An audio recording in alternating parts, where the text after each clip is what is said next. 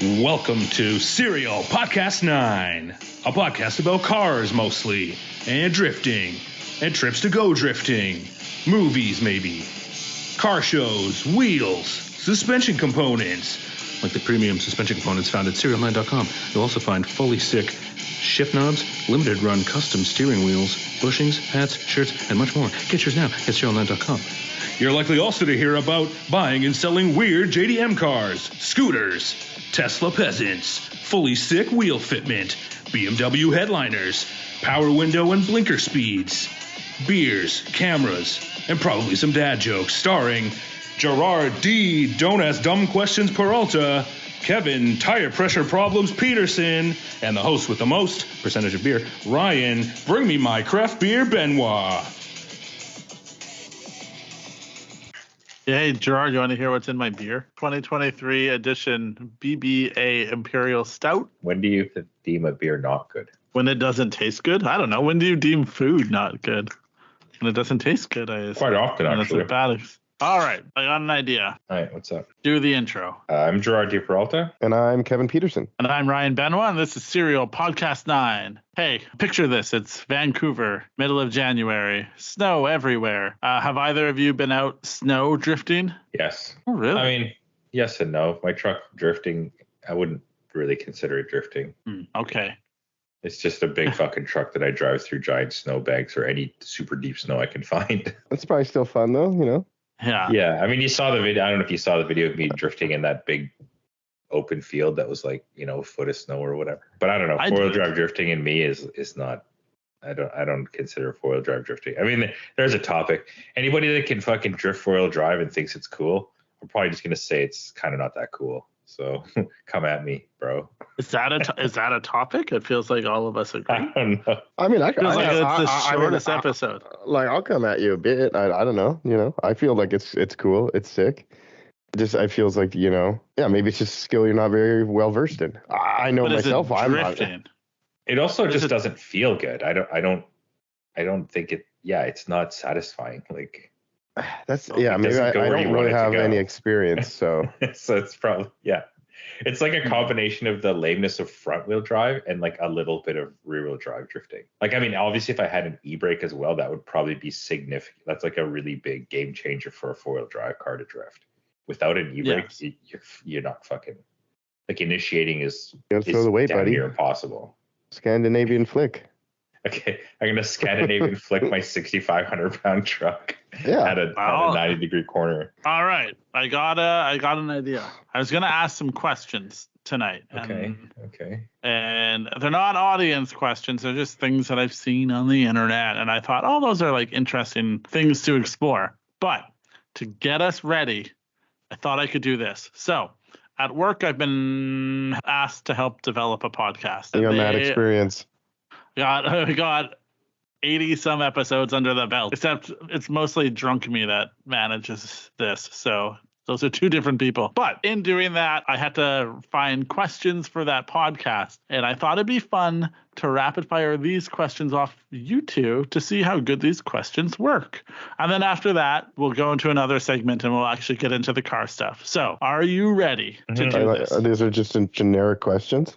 Yeah, get to know you. I'm excited. I just wanted to confirm. Sorry, again, developed for my work, which has nothing to do with cars. So it'd be really funny if they were car questions for work and people would just be very confused. Okay, here we go. Question 1, greatest album of all time. Greatest album of all time.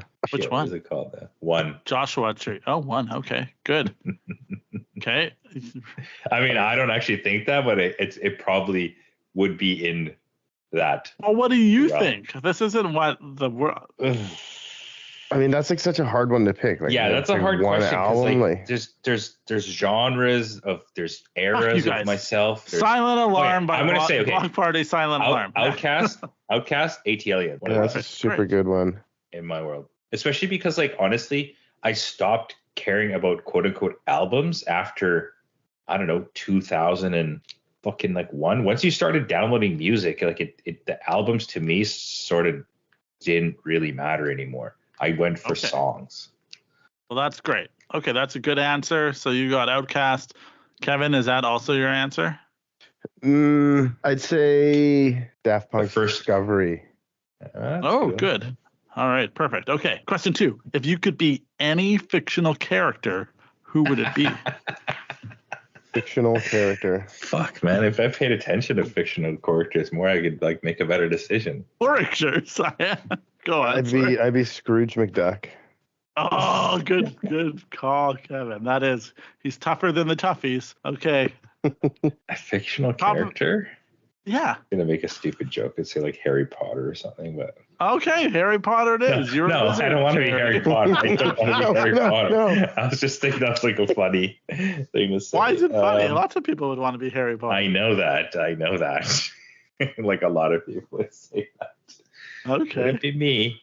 I'm gonna take it back. I want to be Darkwing Duck. That'd be better, you know.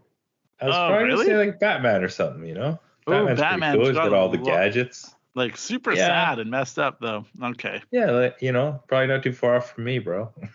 Oh, okay. Well, my answer was Bugs Bunny, but right on. Bugs Bunny? Why? Because he can do whatever he wants. So can every cartoon character. Bunny. Yeah, I was gonna say like being a cartoon character as a fictional character is like a bit wild because like it actually doesn't exist. You know what I mean? Like he just travels around. It's the truest fiction, you know. Yeah. All right. What about okay, that's good. What? Right. Say it. No. What was that cartoon that had the wild ass cars? Mask. Grease. No, it wasn't Mask. It was a cartoon. It was like Transformers. No. Yo, they were like really stylized. No, they were really stylized. Racer. And it was Cadillacs and dinosaurs. You're so Biker far Mice from Mars. Death Race. Is that a cartoon? What was that? What was that? It was like a Hanna-Barbera show. It was old AF and was so bad. And they all just raced the whole time. Yeah. Yo, that was Speed Racer. That's Speed Racer. No, Speed Racer is Speed Racer, the guy, right? Kevin's talking. No, Kevin, aren't you talking about the one where the cartoon characters race each other, like Yogi Bear? Yeah. That one was so bad. Yogi Bear is pretty cool too. He's got a funny voice. Anyway, okay. But Bugs Bunny he gets to hang out with Michael Jordan. You know, who's better, Batman or what's his name? The guy. Whoever you say next is going to be the answer. No, we're not doing this. Iron Man. Iron Man or Batman? Who's Batman? Batman. Right. Okay, next question. No, Iron Man. Iron Man's both stupid. They're both stupid. Batman's the best. Watch your mouth, Kevin. Okay. I'm not doing this. This isn't what this podcast. We're doing questions. Batman's terrible. Batman's the worst. He isn't the worst. He's the. I hate you. We're not doing this. Okay. Okay. The most memorable meal. Okay. The most memorable meal you've ever eaten. The one I had before I died. Okay, that's not how that works, Kevin. That's not how past tense works, Gerard. But I'm already dead, so it's my last meal. Gerard, that's the future. So all right, well, what was it then? It was filet mignon. Yeah. Okay, so your birthday. Yeah, exactly. So like 2 weeks ago, best meal. Kevin, best meal you've ever had? It was probably that really fancy restaurant I went to in Cannon Beach. Nice. Fairly recently. Right on. Cannon Beach. Also that Italian restaurant that Gerard and I went to in Chicago. I was gonna say that one too. The Chicago one. I don't know if the food was actually that great. I remember it to be really good, but also the experience was good, and the fact that it was so cheap. Yeah, I mean, it wasn't so cheap, but like how good the service was and how good the food was, and we were just like, is it? How satisfied I was. Yeah. That is nice. I do have a thing where I think that it's the memory of something is what makes it great. Because if you were to go back and do it again, you'd be like, oh man, and it might ruin it.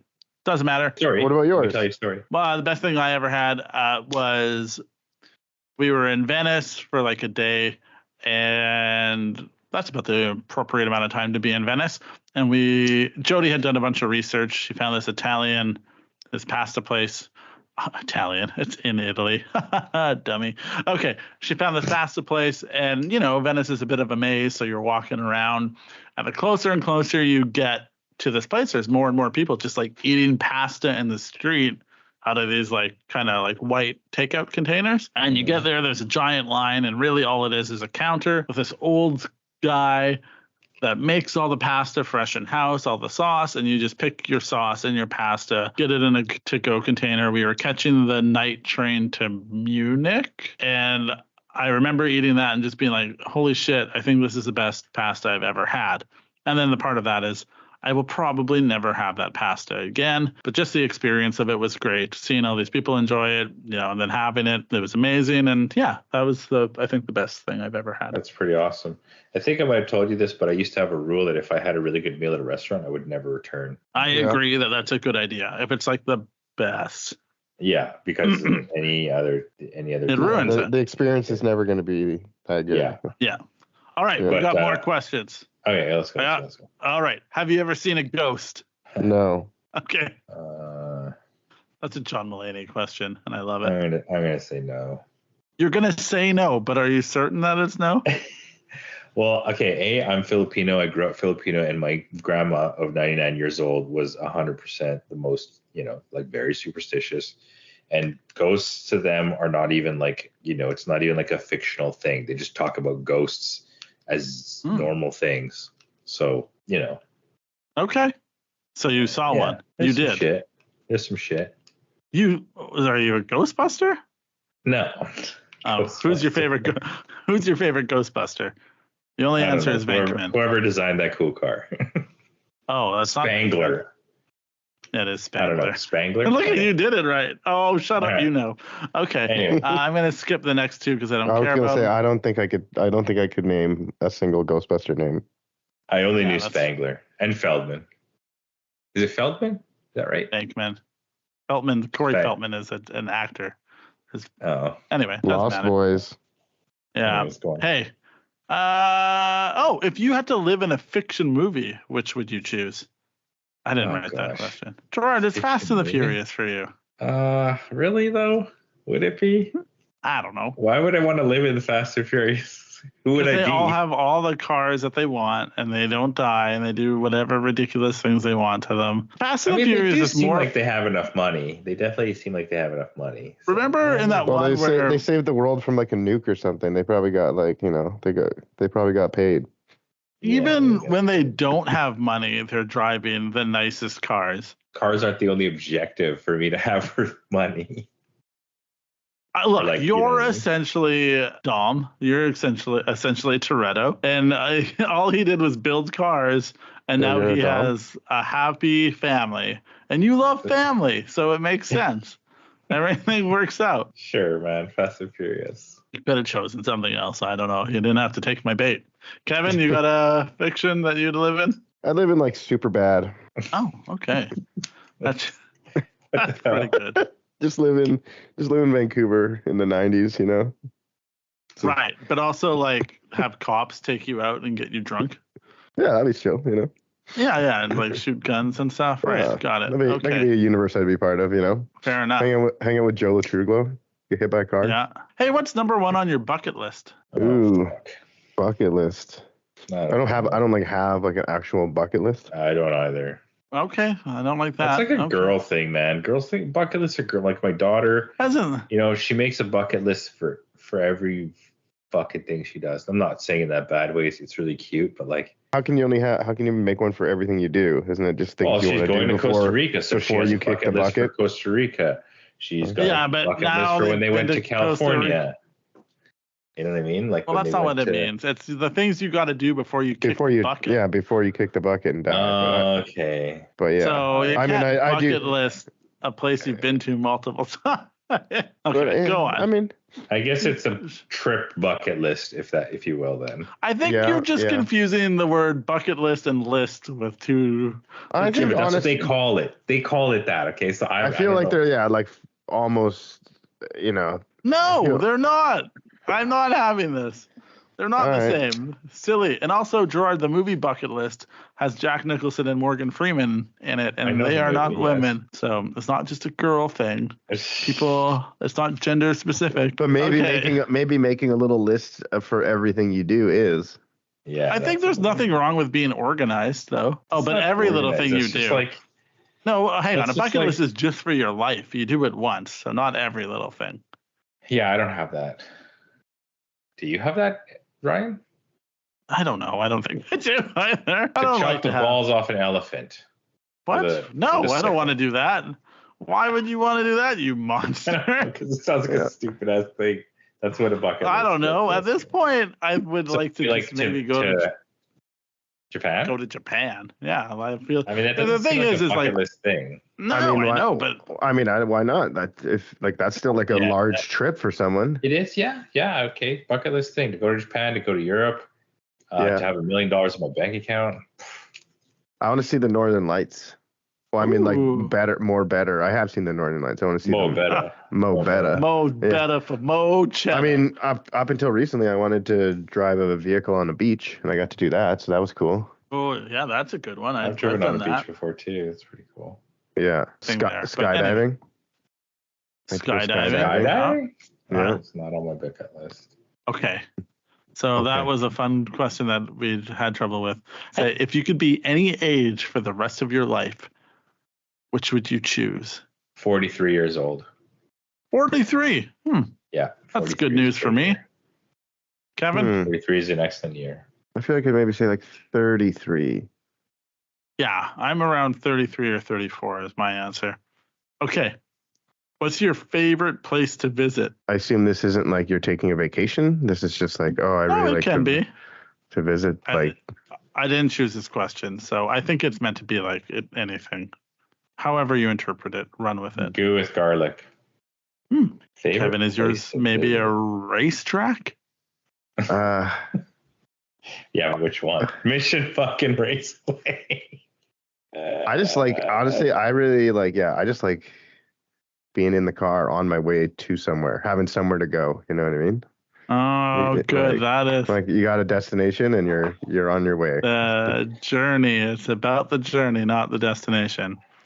Very poetic. I'm always excited to get to the destination, and I always just blitz through the journey as quickly as possible. Yeah. So I don't really know if enough. that's true for me, but it is what it is. What is something you can't give up? oxygen. Chocolate. Why is that funny? I'm laughing at Kevin because he said oxygen. He ain't wrong. Okay, good. What's the best part of your day? Seeing my daughter, Bella. Oh. Yeah, it's funny because she wakes us up super early in the morning these days, but I don't give a shit because it's so cool. She just wants me to wake up and go like hang out with her, like watch a show or take a bath or like I don't know, whatever she wants to do. You don't do anything? Pick her up. She's still small. Kevin, What did I you will say? accept Kevin's answer as being the best part of my day is hearing about the best part of Gerard's day. Yeah, exactly. I just live vicariously. Yeah. It's pretty rad. Do you have an answer, Kevin? Not off the top of my head at the moment. Walking into the shop. Yeah, seeing Gerard be like, "Yo," seeing our friendly faces. Yeah. Our What about team. your Our small. smoothie? It's all good. They're all great. What about coming home to your wife partner? Yeah, that's part's good too. It's all, everything's great. It's hard to pick Everything's grand. Perfect. What Everything is was awesome. your favorite When you're part of birthday a team. party? What was your favorite birthday party? I can pin that one down. 33 years old. It was a surprise party for me. My girlfriend at the time had put it on at my friend's house, and it was pretty rad. They had like all the DJ shit set up, and it was pretty cool. And like all these people that I haven't seen for a long time, and they all were there. Kevin was at that one with Yeah, that was a Serena. chill. That was a chill party. Yeah, it was pretty rad. Just a friendly reminder, Kevin has also planned a surprise party for you. No, I was gonna say the 40th one was pretty awesome too, but it just was a bit different than Yeah, I don't know. Like when I was 40, like I already lost that sort of like innocent youth stupidity. Don't really care about fucking anything. I was 33 and just like I was still like 33 for me might as well have been 23. So I was definitely still like being an idiot. Got it. Being an uninformed individual. Yeah. Kevin, And honestly, when we were 40 too, we had the shop and stuff. It was like definitely like responsibility. I don't normally like go ham for my birthday. I have like a bunch of like a bunch of friends' birthday parties that like I remember like were super awesome. Like, but I guess the question didn't really always say that it was your birthday. It just your birthday, didn't it? Yeah, it did. I didn't write that question. Some of those were mine, and you can tell. I feel like you can tell which ones are mine because I get really excited about them. How about you, Ryan? Anyway, ooh, I have a very funny, most memorable, so I'll say favorite, was so there was a point where I was finished university. Jody was not, and she came to Vancouver for an internship at CTV News. She did an internship there. That's a local news station for people. And so we had a condo in Regina, and I lived there by myself, which was like fine. The car guys, I just hung out with car guys all summer because like that was just full on into that. I didn't have to go out and worry about like trying to meet girls or do anything. So I just did the thing that I really cared about. And that summer I had this birthday party that had, I think, a bunch of my car friends and a bunch of like my other friends. It was just like a really big party at my parents' house. It was a lot of fun. And I got really drunk. And the last thing, I don't even really remember this, but it's such a funny thing to me. Jody was in Vancouver and I phoned her at like 3 a.m. Saskatchewan time. And I said, I love you, but I don't remember you. And then she's like, I think I need to let you go. And then I like mildly threw up on myself and passed out. And then I was super hungover the next day. And I thought, what a funny birthday. Yeah, I just used to and have. You guys were already together at that point? Yeah. We were like, had a mortgage together. We were. Why did you say I don't remember you? That's kind of because I was really drunk and I hadn't seen her in months because she was working. Yeah. And anyway. Or weeks, I guess. And I was really drunk. So I guess that's what I said. And it was funny to me.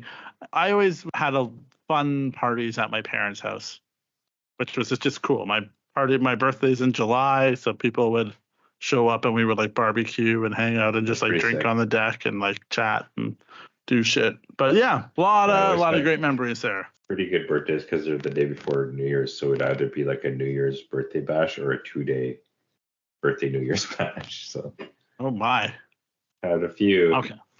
Okay, that is all the questions that I have. So we went through them. I feel like that got us warmed up for the next thing. Oh, I'm primed, baby. Okay, first thing. So I've been watching more YouTube and hearing things and watching all the trends that come up and how people get clicks, and I think it's really interesting. So it's very funny because the first thing that everybody has an opinion on is Hoonigan. Mm-hmm. Yeah, I have seen a ton of Hoonigan videos. Not video, like reaction videos, if you will. Yeah. People being like, is Hoonigan dead? You know, because all these people have left Hoonigan. Obviously, we had heard on the podcast at one point, and I think you could, if you go back and listen to it, you can maybe pick up on some of it. I don't know if we kept that part in or not, but there's definitely some stuff in there where it starts to feel like, oh, there's a change coming for Hurt. And this change has continued with lots of mainstays on that channel and at that company, and everyone's had an opinion on it. I don't really know anything. Well, I do because I've watched these videos to try to figure it out. But you two, do you think Hoonigan is dead? I have zero comment because I have zero knowledge. Unfortunately, I cannot give any sort of information that would be remotely knowledgeable. Oh, if I had to gut check you on it, what do you think your answer would be?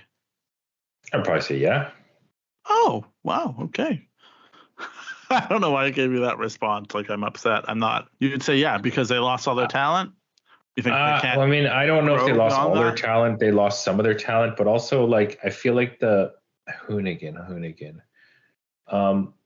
What were those like videos with that guy that looks like he's just doing too much cocaine and they're kind of stupid? That's Donut. That's Donut Mania. Oh, Donut. Okay. Yeah. Sorry, my bad. But yeah, no, I would have to agree with Gerard. It's like I don't really know anything about the situation, but it does seem like a bunch of people are jumping ship. Right. And not only that, I feel like the like Hoonigan machine, if you will, seemed a bit unsustainable. And then now that the talent, quote unquote, is gone, it's less sustainable. But I mean, yeah, they got bought by that huge company, whatever. Yeah, I mean, and they got bought by that huge company, which basically means they're probably either going to sell out or just change direction, and I assume the new direction is going to be not the same as the direction that everybody sort of likes, you know? Right. So I guess that sounds more like you think Hoonigan is dead as people know it, but maybe perhaps. Yeah, I mean, dead. the Hoonigan that we know and the Hoonigan that we like is, in my world, why? Because we're like love. Like? You stopped yourself. The Hoonigan that we like. Well, I was gonna say because the phrase is the one that we love is this, but I was like, I don't love Hoonigan. I don't know if you ever loved Hoonigan, and I would say like I'm not that close to it either. But it's hard to deny the cultural impact that Hoonigan's had on the automotive scene that we exist either in or adjacent to, and it is interesting to see. But in the same all respect, that talent has left. The clout that Hoonigan carried with it, Hurt contributed to it, and you know, Hoonigan wasn't necessarily like centered around Hurt or any specific person. People contributed to the clout machine or the Hoonigan machine. Right. I think what you're saying is that the whole is greater than the sum of its parts. Yeah. It's like a very like you're saying everything together is this thing that is great. And then how can you even top that? But then, I mean, historically, not in the car scene, Jackson 5, Michael Jackson's bigger than the Jackson 5. Justin Timberlake goes on after NSYNC, you know.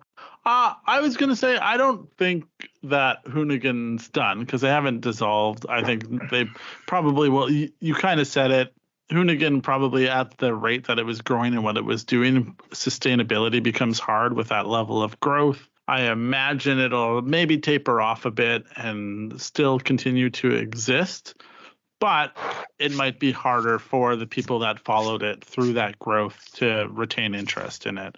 Overall, it's a business now.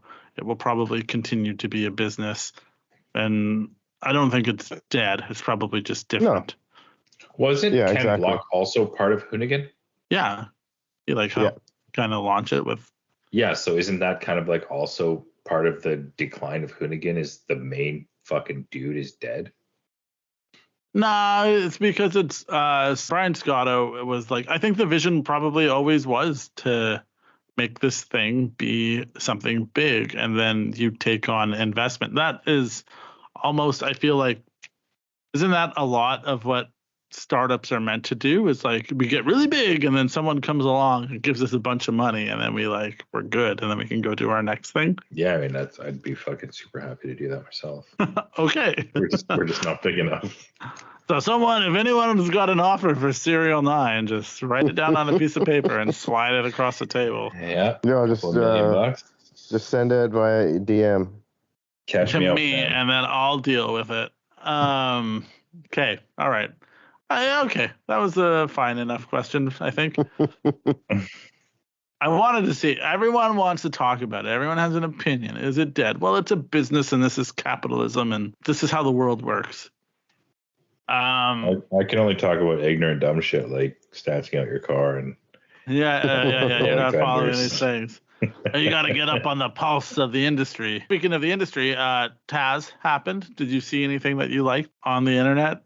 From all the people that went to Japan? Everything. It's the same as every year. I'm just like, oh yeah, I should have gone. Oh yeah, like I didn't go. Oh yeah, like fucking cry about it. Okay, good. Kevin almost went, so that's a thing. Yeah, Kevin probably should just went. I was stoked to see that Lincoln Continental. Which wasn't even really part of Tokyo Auto Salon, but. Yeah, I don't even know if it was. Yeah. Elaborate.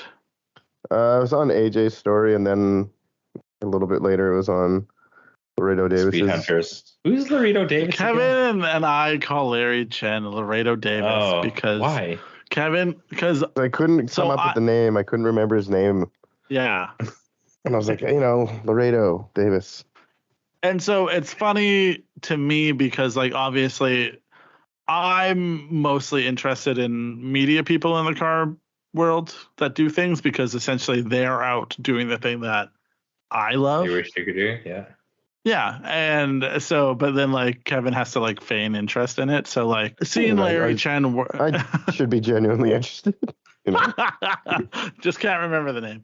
So Kevin yeah, like when we go places and there's people of notoriety there, I'll make a comment. And I really wanted Kevin to have a Larry Chen photo while we were on Drift Week. I just thought it would be the best thing, and it wouldn't line up. And I kept being like talking about it, and as much as I talked about it, Kevin couldn't remember. And he's like, well, I guess we'll see if we can get a Laredo Davis photo. And I'm like, who the fuck is Laredo Davis? And then we just have called him that from now on. So that's that. He's one of my favorite automotive photographers. He's good. I like him. Yeah, I think one time he asked me to get out of his way if I wasn't taking pictures, and I was like, yep, away I go. Okay. Are there any trends from the last year in the car world that you would like to see die? Sounds like you're dying. Gerard's trend of being alive is about to die. No, trends from last year. And I don't really, this is tough. Kaido racers. Jesus, coming out swinging. And I mean, you can even put this in, but like, yeah, it's not Kaido racers themselves. It's just like the shitty aspect of Kaido racers. I think Kaido racers are fine. I think they're pretty cool. I like the creativity. I like the like outlandishness of them, but I still think that they should also have the aspect of a good car underneath all that other shit. Okay. So that's what I think should be gone. Like no sus should be not an option. No option for no sus. That's what I think should go away. Now, if you're an adult like me and not like Gerard, that just means no suspension. I didn't always know that, and I'm here to translate. Okay, well, that's a bold one. I mean, I feel like no sus is a perfect fucking trend to not carry forward into 2024. Yep. Okay. I mean, there's some fucking crazy trends. Like the trend of like the super camber is the camber or stance or static trend has gone off the Richter scale. It's fucking so nuts. I've seen every type of car stance to all hell. And I mean, it's like sort of cool because what I find is sort of intertwined with the movement itself is the creativity of individuals to do it with like all sorts of fucked up cars that you wouldn't see modified otherwise. So I do like that aspect of it.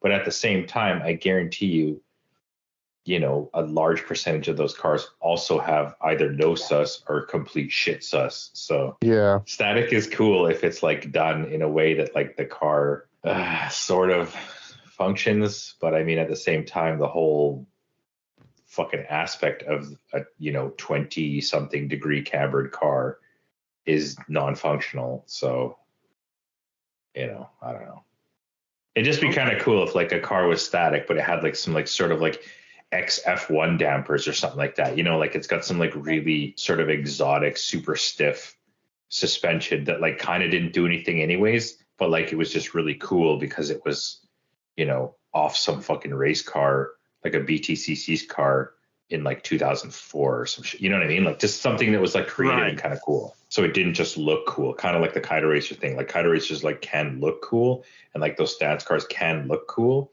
but like if it's just a bucket of bolts welded together and some shit driving down the street, then it's kind of like it loses the aspect of coolness to me. So right.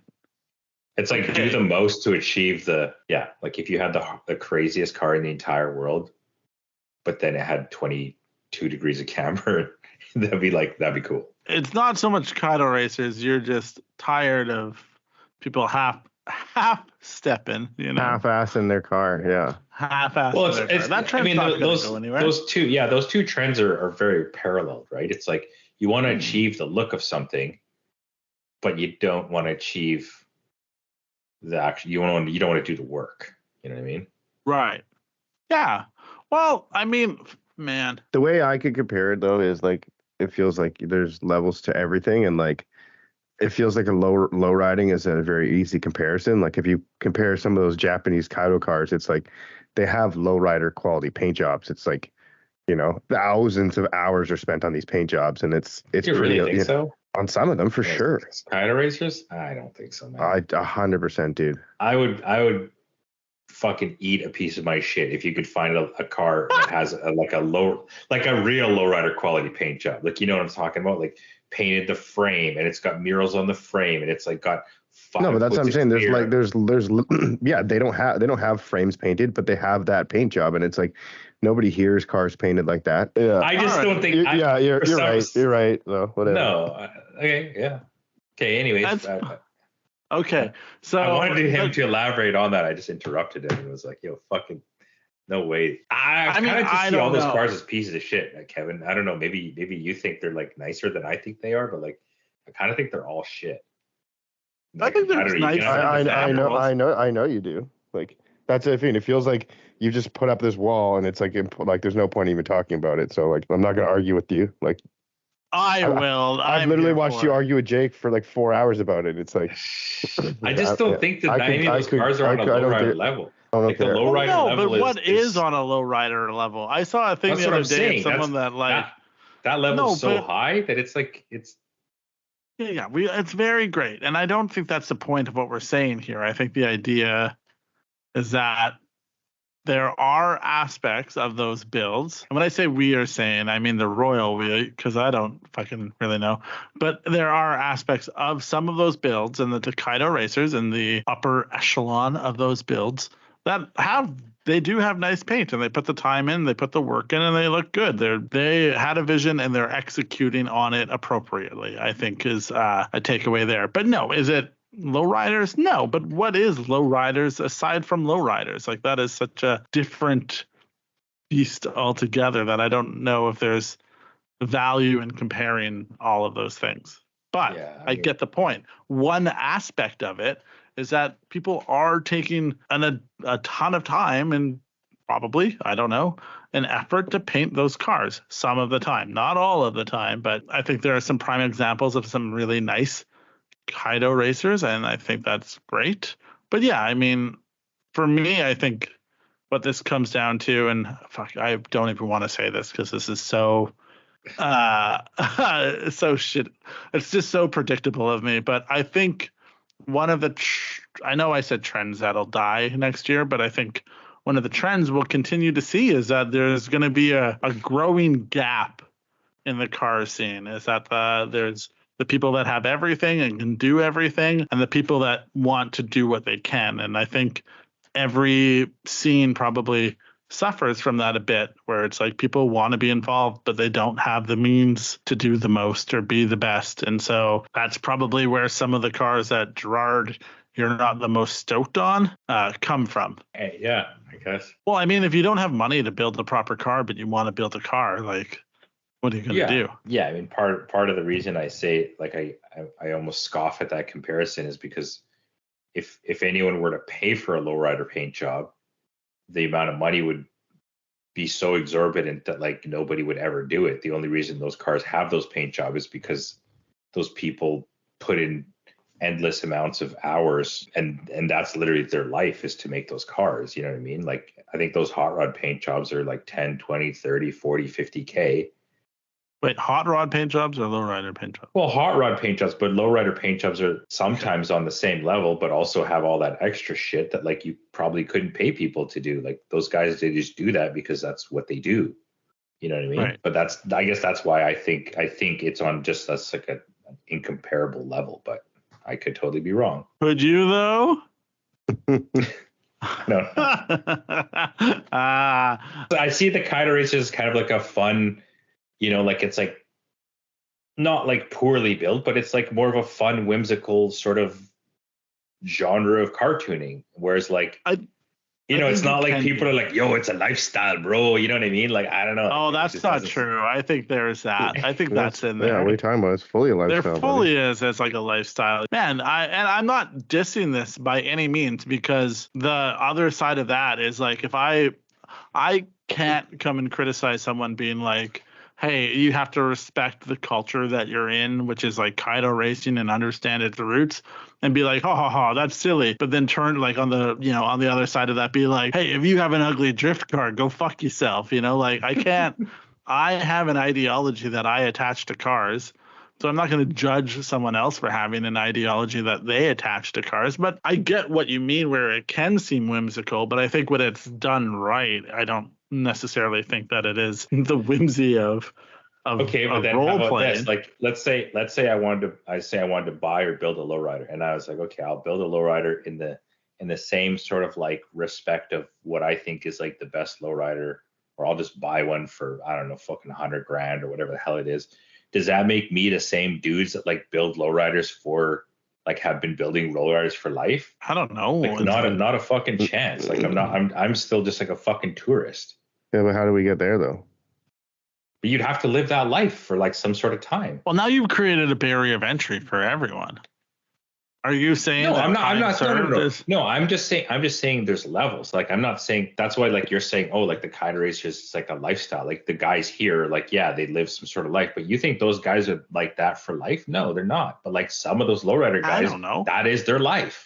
Yeah, but like same thing. They might be. And maybe in 20 years, some of these guys, that will still be their life, and they'll have the painted frame, and they'll have like the titanium chrome painted exhaust. Yeah, who knows? You don't know these things. And even if they don't, I think if you take a step back, that could still be their life. How long have you been into drifting? Yeah, that feels so hypocritical for someone, like, no offense, your age to say that though. It's like you're still into cars, you're still building cars. Like, you build cars that 30-something-year-olds love. Yeah, but that's me. I'm a lifestyle. You know what I mean? Like, that's my life. It's literally been my life for like, because since I was like a fucking kid. And it'll be some of those people's lives. I mean, yeah, it could be. Look, you just have the benefit of living longer. You were born before everyone else. That's the benefit that you have right now. But look, the side note is like, fuck. Okay, I'm not disagreeing. Okay, in that scene, let's just say the local scene, I can see a couple people that are 100% lifer type people, but there are a lot of tourists. Especially there's a lot of tourists everywhere. There's in the stand scene, there's going to be a lot of tourists. You know, they're going to build a car to fucking break the game or change the game or break the internet or whatever the fuck it is. And then, you know, a couple years later, they're like, yo, this is actually pretty stupid. I can't fucking drive this car. Like, you know, whatever. Obviously. Yeah, no, that's the name of it. There's always tourists. There's tourists in drifting. There's tourists, the Stancy boys. And there's, you know, like, that's just what it is. But like, yeah, young me figured I'd like cars forever. And then it turns out I have. But like, that's not for everyone. And I don't know. It is a weird thing to think, though. Like, I don't know if I really understood the consequences of being a 39-year-old who really loved 90s and early 2000s Japanese cars. But here I am living it. So I don't think it's like wild to think that. I imagine one of the things actually we might see is that some of those cars that you don't like might actually get better, because a lot of the guys that are getting into the Kaido thing are doing it on no budget, and maybe as they progress in it, it'll get better and better because they'll have more money because they've gotten older. Like, and maybe they know now. Maybe they're like, oh, I actually need coilovers. I actually need them to work, you know, like, oh, this thing that I did terribly, I want to redo it and make it proper now. Or like, you know, it's same thing. Yeah. It's like the first person's like lowrider isn't like the, you know, muraled firewall, you know, chrome painted header car. They probably just start out with some car on wires, you know, maybe they get some batteries and some hydros and shit one time. Like, you know, you do have to progress with that stuff. It's no one comes in. No one comes in as the king, you know? Yeah, that is true. There'll be a progression of this. And look, you have, and I know this, and I'm not trying to throw shade on anyone, but you have like the low hanging fruit, which is like the goofy shit that people do. But then there's going to be people that really want to like execute on it and keep raising the bar, and they'll do that. So I think that'll happen. But man, like if you were to go back, Gerard, to when you first got into drifting and you walked around the parking lot, it'd probably be way more cars now that you don't like, you know, than like in comparison to when maybe you go to certain drift events now. You don't think so? Dude, when I first went to drifting, I didn't like any of the cars, including my own. Like they're all. But that's actually what maybe I didn't word it properly. But that's what I'm trying to say is that like cars were shitty then, but you probably made exceptions. And then as time went on, you're like, things got better. And now there's like Now people it's a have higher money standard. and taste. And yeah, there's a higher standard. There's a higher bar for it because the bar has been set. We're just witnessing like people sub 30 years old. I'm just going to cash out and buy a Porsche anyway, so none of this shit matters. I won't be building cars next year. I'll just be driving a fucking a GT3 RS, bro. It's all good. Yeah, well, that's perfect for you. I'm very happy. Is it on the way? No, it's not on the way. You're gonna get priced out. Yeah. It's funny because other people, so when I was looking at these questions, other people talk about like, oh, I don't like chameleon color paint or like vinyl wrap or what's the carbon thing people do right now? Forged carbon. Yeah, people are like, they don't like forged carbon and that needs to go away and blah, blah, blah. And, when I was going to be like, chassis mounted wings should go away, which I think they already have. I feel like those should go away too. Those yeah. But I feel like they're gone. I feel like your car on a street car, it gets so, yeah. Like, yeah, the car has to be like crazy. Yeah. It's like, it might as well be a fucking, like a DTM car or something to that effect. Like even on a GT car, it seems they might be chassis mounted, but they look like they're coming through the trunk. It's not like it's hanging off the back fucking 2 feet. Like, that's like some real race car shit. And if you have that on your street car, in my opinion, it's super whack. Like, especially those like hatchback Subarus with like the most elaborate. They have like the pins and they like the wings fold down. It's like, come on, fuck. Fully. It's like my first fucking like laser cutting job, like I'm gonna make a bunch of like wing stands and mount my wing like 3 feet off the top and back of my car. Like, I mean, I say that, but that's not really a trend that's continuing, is it? I don't think people are doing that anymore. I feel like I'm seeing less of it.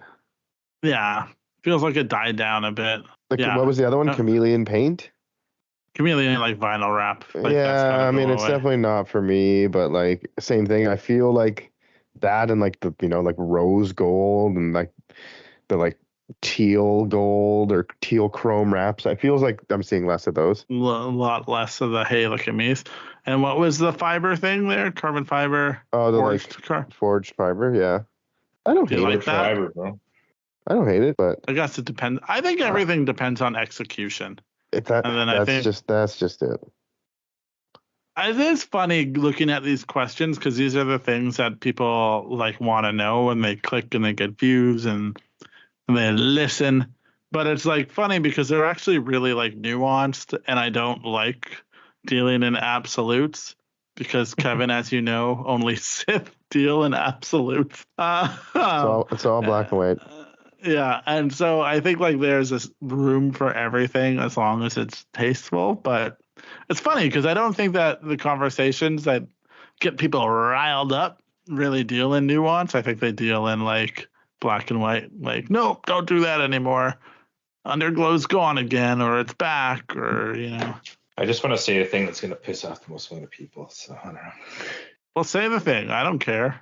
I don't know. I want the clicks. I said it, so like whatever. Well, that's fine. I don't think that'll piss off the most amount of people. I think it's going to piss off like 20 people, maybe 5.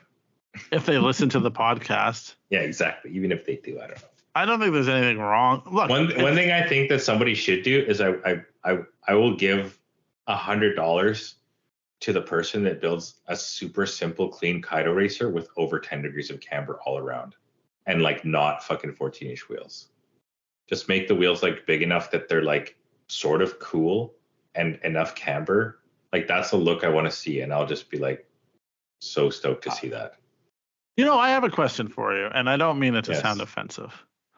And it's going to sound offensive. Do you offend me all you want? Well, that's how you think it's an offensive question. That's how I do it. All due respect, Gerard. Yes. Do you think that maybe you're a little bit of that old guy that's like poo-pooing the thing that all the young people are doing? Like I remember. Let me give an example. When I had my 180 and I had it like with the fucking sleepy eyes and stuff, someone took a picture of it in Regina and then made fun of it, and then people were like, "No, that's like yeah," and they were like, "Oh, that's stupid," and like, "Yo, that car is actually like pretty cool. It's got like it's lowered and it's on work wheels and blah blah blah." But people didn't understand. The people that were judging it didn't understand it. And, it was always like the older generation always hates the generation that comes after it, is a thing that I've noticed. Do you think that maybe you're doing that a little bit? I mean, it is possible, but I mean, I still like those cars. I don't like the sort of taking pride in the lack of effort, if you will.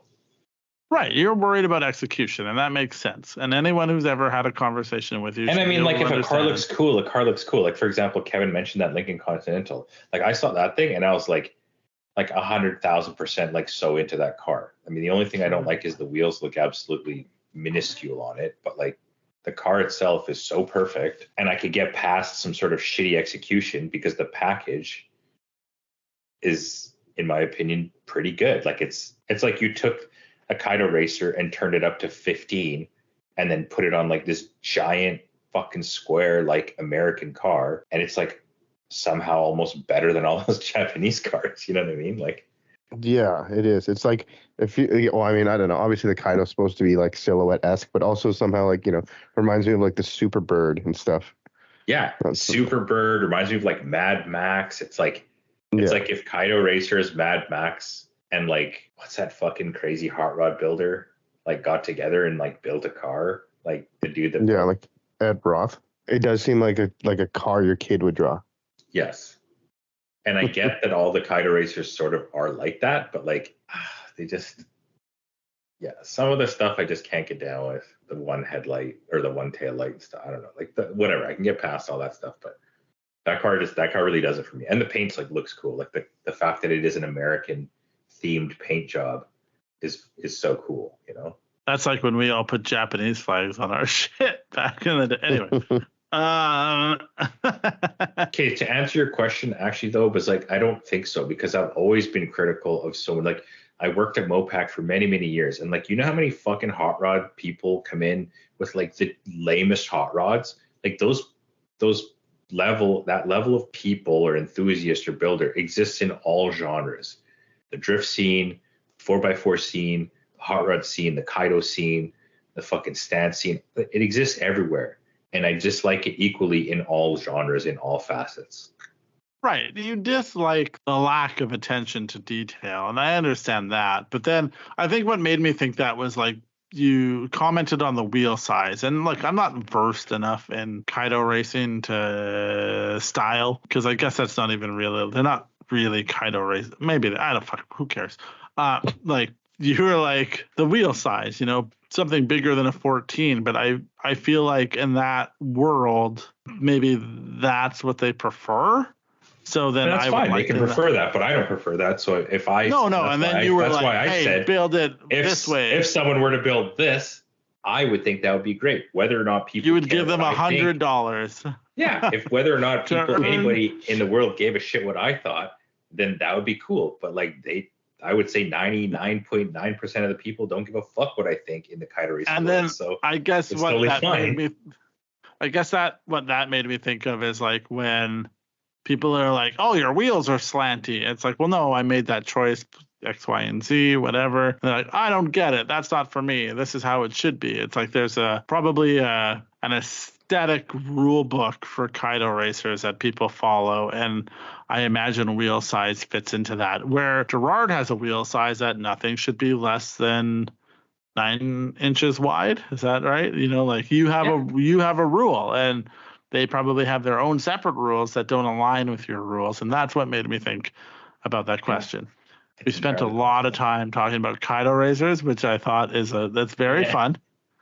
Are there any other trends Is it? I think it's interesting. It's funny because when I look at the stats, the one that had Kaido racing in it like did fairly well. Yeah. Well, I mean, to elaborate a little bit on that, I have seen a lot of the builds lately with these like super stanced out cars, and like obviously complete amateurs are getting into this whole thing, and now they're like, yo, I got this X car and I want to have 20 degrees of camber on it, and they're just building all sorts of weird suspension arms and this and that to like tilt the wheel, and like whether or not any of that actually works or is safe or anything, it's like that's kind of what I'm seeing, and it's in the same respect. It's like, yo, your car looks good, from Sort of. You know. I don't want to speak for Kaido racers because I'm not a Kaido racer, but like I don't know. I think that those might be different things. Because that actually brings me to my next thought is the trend of people being into into our world of cars going to go anywhere? And from what you just said, it feels like no. Like it's just. I think it's still growing for sure. Yeah, no, The Kaido scene's definitely growing. The camber, crazy camber scene is definitely growing. Like 100%. I just think all imports are on the rise still. Yeah, I mean drifting. I feel like it's still definitely growing. Yeah, it just feels like it. Everything's still on the uptake. You know, there's all these YouTube channels. You're gonna get your tourists. You're gonna get people that are gonna come in and be with it for life, and you're gonna get all this stuff. But not only that, there's that whole new trend, not new trend, but like that trend of now all these import guys have money, so now they're moving from, basic or higher end imports. Now they're moving into like Euro / supercars. So like that's a whole new thing. People have E90 whatever M3s or like F80 M3s or G80 M3s or like Porsches, and now they're rocking Ferraris and shit. Like that's a whole people thing. Rebuilding like totaled Ferraris seems to be a thing.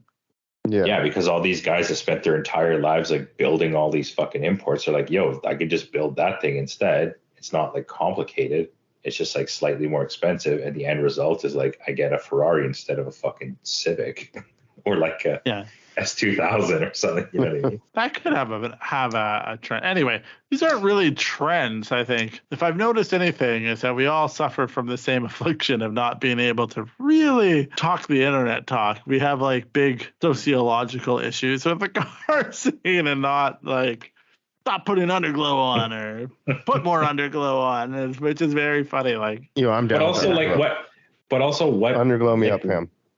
Where, you know what I mean? Where are these sort of avenues that you know what I mean? Like, is it at SEMA? Like, oh, look at all the trends at SEMA. Now we can like be like, oh, so like trends A, B, and C from SEMA 2023 were like not cool. It's like, is that a fucking real pulse on the car scene? You know what I mean? I don't know. I don't know how to judge it. On the streets, like on the streets, you see a bunch of on the streets. We see in the streets. You see a bunch of these like fucked up cambered cars, but like I don't know how many fucking super cambered cars are at SEMA? Because I see like 4 cars. I see Kevin's car. Sometimes I see a Wild Blit. I see an Aristo. Like I don't know. I'm talking from like the internet, like on social media. Well, those aren't the streets. Those are the internet streets. Whatever you want to call it, right? Well, it's not the streets, Jerry. No, that like the amount of accounts that I see that have this type of car. Okay, whatever. But like, does it exist or not? Do I see 10, 20 cars rolling that are fucking way crazier than cars last year? Yes, that's what I see. Maybe my algorithm tunes that for me, but it still exists.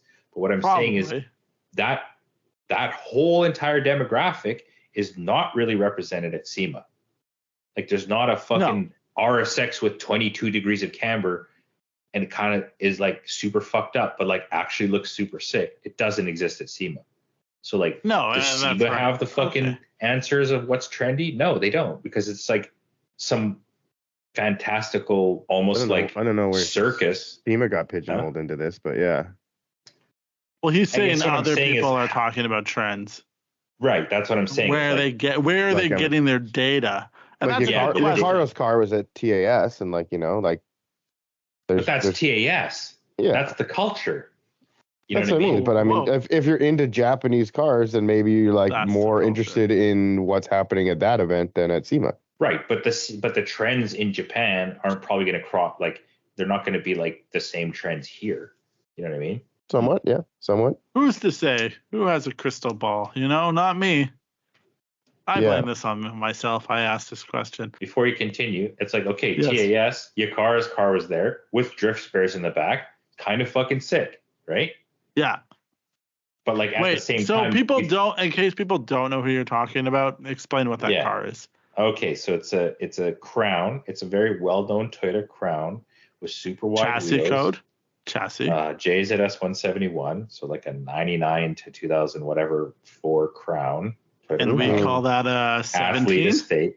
17 Crown. Super, super wide wheels, super, super wide fenders. It is a drift / street car. It used to be green, then it was black, and now he crashed it at, I think, Dory Dory event last year. Yeah. So now it is silver, and he has new wheels, and he rebuilt the whole car. And so they showcased it at the LS booth in Tokyo Auto Salon, which is cool. But like, do you think that car could be at SEMA? Yes. Yeah. In whose fucking booth? I don't know. Anyone who's got taste. Toyo, Dub, like anybody. McGuire's, I don't know. You think Anyone so? who's got their Anybody who wants to bring people to their booth. Yeah, you choose the car. It's definitely an interesting car. But why did we not see any cars even remotely like that? At not that we went to SEMA, but I didn't, like, people would have surely taken a picture of a car like that, and we would have seen it. At SEMA? Yes. Because SEMA varies year from year, and arguably Japanese imported car culture is what I'm saying is now. At this year's SEMA, which seemed to be more popular than last year's SEMA, like that culture maybe isn't cool or isn't, what's the word, aligned with SEMA. Because maybe they think that that's a bunch of stupid kids doing some stupid shit. It's because they buy their parts. I don't know. I think they all doubled down on YouTubers this year. Maybe I'm wrong, but it feels like they were like, YouTubers are the ticket. And then what'll happen, I imagine, is that a YouTuber will see that car, rant and rave about it, and then someone else over here will be like, oh yeah, that's what's on because I saw it on this channel. Like the thing that we're into is continually being like blown up more than it was before. So, I remember going to SEMA and seeing a bunch of like D1 cars there when I first started going. And then that kind of went away. And then, I remember when RWB was all the rage and Mark Arsenal did Pandora 1 and Scotto had his car there. Well, and that was the thing. And then you did all the over fenders because that caught on. SEMA is an adopter of trends, but probably not as fast as you would like it to be, Gerard. So I think eventually you will see that car there. Also, I did see like people who had wild Toyotas, not inside SEMA, but when they like invite people to the outside part of SEMA. Like I remember there was a dude from Hawaii that had a right-hand drive Celsior that was like just wild, and he shipped it over for that. Like there's always been that, and anyway, those things do exist. I don't see, like, it's a perfect example. The culture, like how many cars at Tokyo Auto Salon sort of, what's the word, played to that culture, like stance, camber, low, even older cars. Like that's common because that's Japanese culture. You know what I mean? And like, it just doesn't seem like it's the same as, if we're comparing Auto Salon to SEMA, then it just doesn't seem like that's the same thing. I don't think anyone will disagree with you about that. Yeah, they're not. I mean, I think I've never been to Tokyo Auto Salon. I would like to go. I imagine it is its own thing that creates its own vibe and its own styles and, has its whatever. I also think that SEMA will find wherever the market is going and adapt in that direction. So if we continue to see growth in the, the like Japanese fucking whatever market, we'll see more of that at SEMA eventually. But a 17 Crown is a hard sell right now to anyone in America to be like, yo, you build parts for a 17 Crown?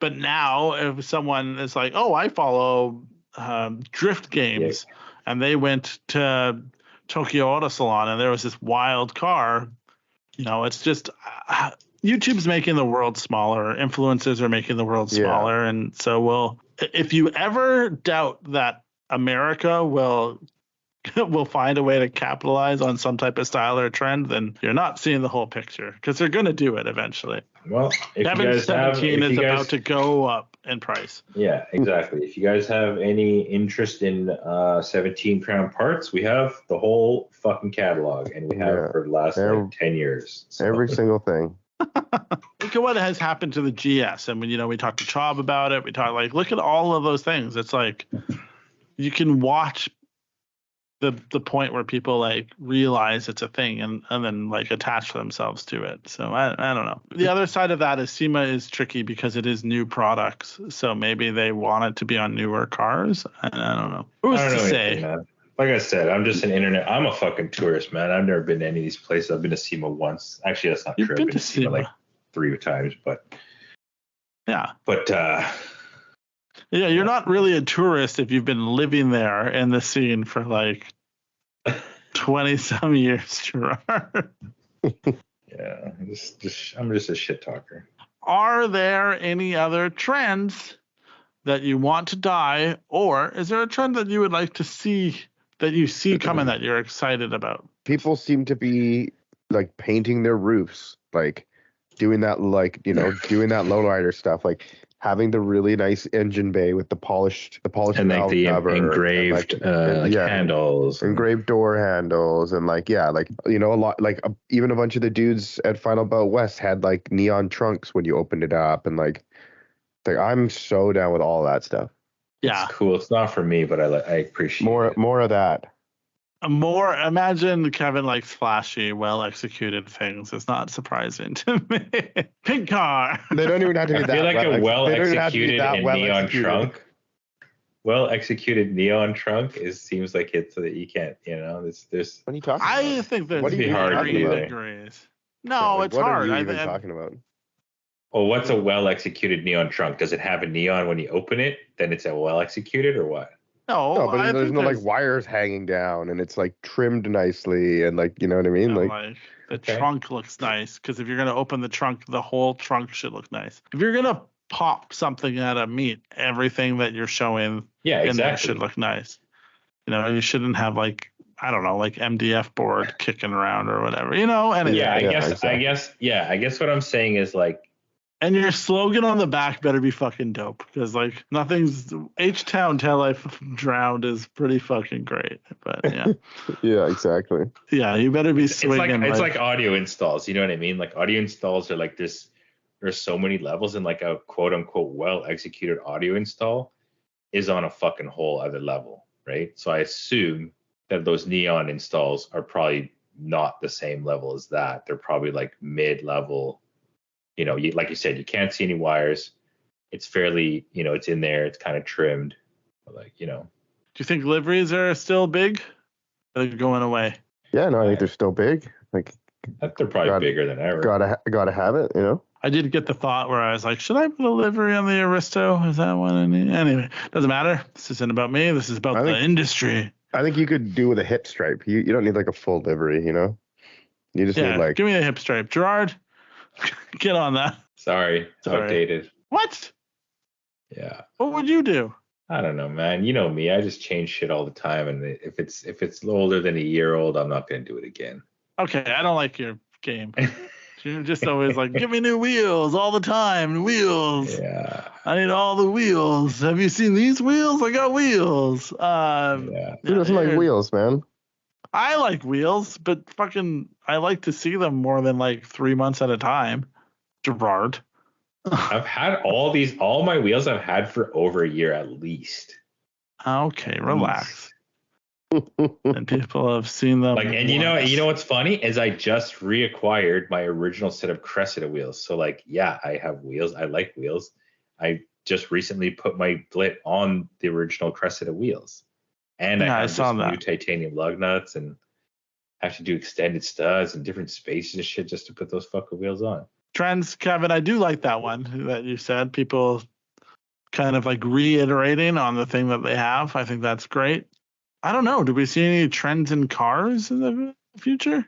I don't know, man. I think some people might be maybe smaller displacement. Oh, new cars? Well, I just mean I don't know. Yeah, man. EVs, bro. EVs, bro. Yeah. We're doing the industry. I just meant like people. I don't know. That's the one after he talked.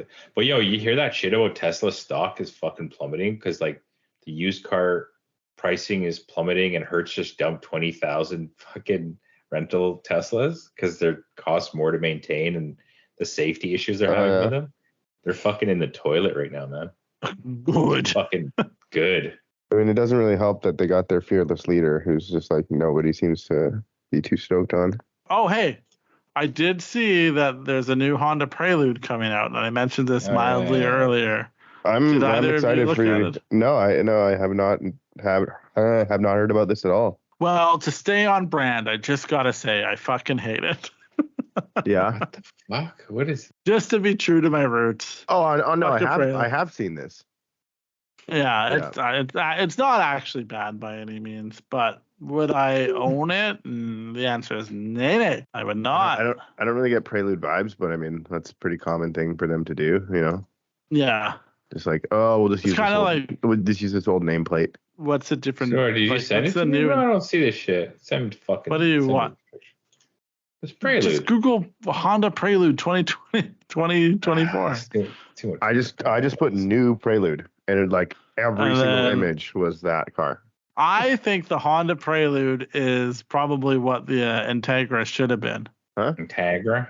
Okay, so Acura was like, we're releasing the Integra. The Integra is coming back. And then maybe they should have made the Prelude be the Integra. I don't know. That's the whole problem now is none of those cars, like none of the shit even matters anymore. Like the Crown, the We Got, and all this other shit. Yeah. That's the Prelude? Yeah.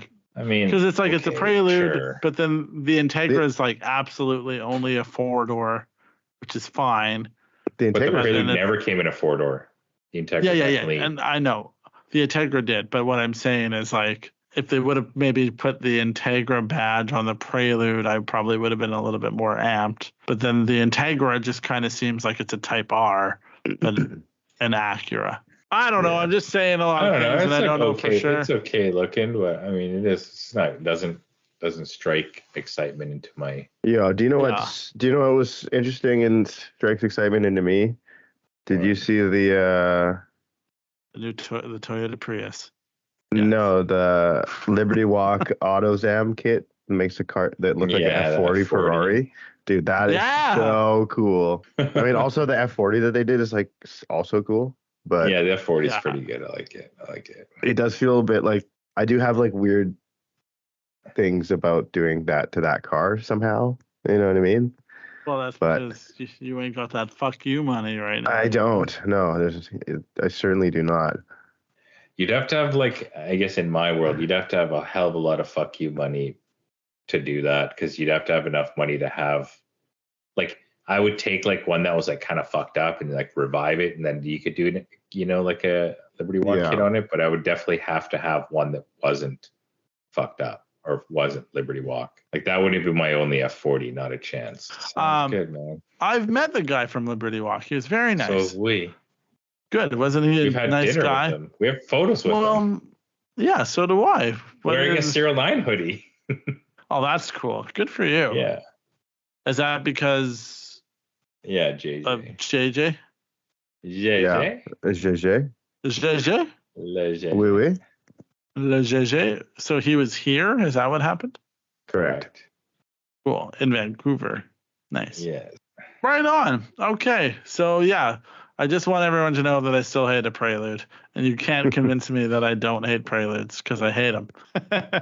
That's my hill to die on. Is what that is. So I will say this. Hey, everybody, we've been doing the podcast for quite some time. And you may or may not know, we've never done real sponsorship. We've never had advertisements. We never tell you to go buy a bidet or underwear or any of that stuff or even car-related things. Fucking air fresheners. Meal preps. We fucking VPNs. Yeah, that's another very common one. We've never pursued it. We've never talked about it. And then the whole premise here is because we do it for SerialNine. So obviously we appreciate your support. If you listen to the podcast, that's amazing. We love it. If you leave reviews, that's great. If you write in with questions, also amazing. All that said, if you really want to support Serial9 and what we do here, check out their website. You know, even if you don't have one of the cars that you can buy parts for, or you're not in the market, there's plenty of other things on there that you can get. Just think of it this way. Serial9 sponsors this podcast, and every 2 weeks you get roughly about an hour and a half of entertainment from us. And look, you don't have to. We would just appreciate it. I just really appreciated the fact that you said we. You didn't distance yourself or act like you had nothing to do. Yeah. You know, that was good. You're a key player. Good. It's because I had a strong beer. Next time I'm going to distance myself. I won't. Hey, I appreciate both of you. Yeah, anyway, and I think with that, that's probably all we got for this week. We'll be back next time. We should have a guest that's got valuable insight into Toyota Crowns, on the topic of Toyota Crowns. So we're going to try that out, and hopefully it works out. Yeah, buddy. Sounds good, bros. See you on the flip side. On the flip-flop. And Kevin just released a video about our trip to Villains Sportsland. Yes. Probably it'll be a week ago. If you haven't checked it out, go to the Serial9 YouTube page and click the old watch video, because we'd really appreciate that. And if you have any feedback on it, how to make it better, what you liked, what you didn't like, leave a comment. And then I'll get my feelings hurt. Bro. Yeah, do that too. I'll get my feelings hurt, and subscribe. But it'll make me stronger. Okay, yeah. Thanks for hanging out with us. Yes, thank you for hanging out. Bye, everybody. Bye. Thanks for listening to Serial Podcast 9.